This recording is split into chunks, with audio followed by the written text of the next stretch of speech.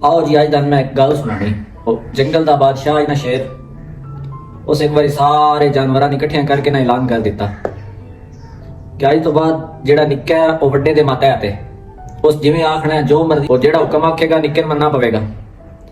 ओ जनाब सारे जाहिर बादशाह की गल फिर मननी है सारे जानवर। ओ जनाब बांदर जो उतों निकलिया ना ते बाहर निकलद्या उन्होंने सामने खरगोश मिलिया। उस खरगोश को ना जिवें किवें आई एक चपेट, जो उन्हें चपेट मारी ना ते खरगोश याद आया खैरियत जनाब। वो आदा तू टोपी क्यों नहीं पाई? खरगोश याद आया जनाब मेरे कान जरा वडेरे ने ते टोपी खिलाउंदी नहीं, सिरे ते पूरी कोई नहीं आउंदी ते इस वास्ते टोपी नहीं पाई। तो बंदर आदा हला चल हला ठीक है जा। दूजे दिहाड़ फिर कदम खरगोश बेचारे दी ना उससे बंदर नाल मुलाकात हो जाती है। उन बुला के ना फिर एक चपेट मारना ते आदा तू टोपी क्यों नहीं पाई? वो आदा जनाब कल ही अर्ज की आई कि मेरे काना का मसला टोपी सिरे ते आउंदी नहीं, उत्ते खलोंदी नहीं, इस वास्ते नहीं पाई। आदा हला चल गेट आउट, बड़े रोब के नाल ना हुंदा। तीजे दिहाड़े फिर ही मामला हुंदा ते ओ जनाब बंदर खरगोश ने चपेट मारदा। खरगोश बेचारा परेशानी ना मारिया दौड़दा दौड़दा बादशाह सलामत शेर कोल उन जाके आदा जनाब मेहरबानी करो कानून बदलो ज्यों जान दो। सारा माजरा दे के सुनाया। उस बंदर ने किया करना।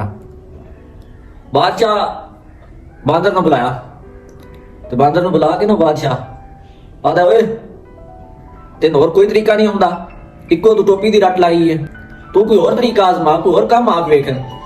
मिसाल के तौर पर तू समोसे लैन गल बाजार, जे समोसे लैके नहीं आउंदा तो फिर इन फैंटा ला, तू चपेट मार। जे समोसे लै आउंदा नाल चटनी नहीं लैके आउंदा तो फिर तू मार। ते जे समोसे लै आउंदा नाल चटनी भी लै आउंदा तो फिर तू पुछी ये चटनी हुण दही वाली चटनी है या आलू बुखारे वाली चटनी। तो जे दही वाली होई फिर चपेट मारी मैं ते ना कि आलू बुखारे वाली चटनी। तो जे आलू बुखारे वाली होई तो तू फिर चपेट मार लिया कि मैं ते दही वाली चटनी आखी है। इतनी गल होई जनाब। बंदर दा हाल ठीक है बादशाह सलामत हुण मैं इंज करा ना। ओ जनाब दूजे दिहाड़ आउंदी सामने खरगोश दिसिया ना, उन बुलाया ते ओ खरगोश बेचारे की किस्मत चंगी है। ये गल हुण उत्थे बादशाह कोल कदां नेड़े तरेड़े खलो के जिस वेले बांदर दी ते बादशाह दी गल हुंदी पई ना ते खरगोश बेचारा ये गल सुनदा हैगा। हो सके हाला सवेर होण दे कर लैने आ दा इलाज। ओ जनाब सवेर होई बांदर ने ना खरगोश ने वेख्या ते उन्हां दा ओए पूरा जा बाजारों समोसे लैके आ। हुण खरगोश सारा कुछ राती कल वेख लिया जो कोई शेर नाल दी गलबात हुई, इस जो कुछ करना। ओ खरगोश जनाब बाजार चला गया, जाके उतो समोसे भी लाया ते नाल दोवे चटनियां भी ले लियां, दही वाली भी ले ली ते आलू बुखारे वाली चटनी भी ले ली। ते दोवे चटनियां लैके जदों आ गया ना ते बांदर कोल आके लो जनाब समोसे। ते वो आदा चटनी कित्थे?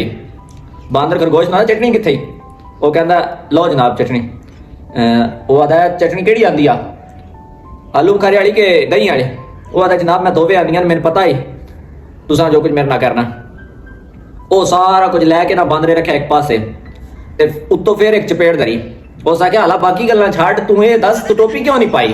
ते साडे मुआशरती हालात, साडे मुआशरे दे विच जो कुछ हो रहा जेड़ा कतरा वडेरा है ना वो अपने तो निक्के नाल वो बांदर वाला सलूक करदा पिया, बांदर वाला मामला करदा पिया।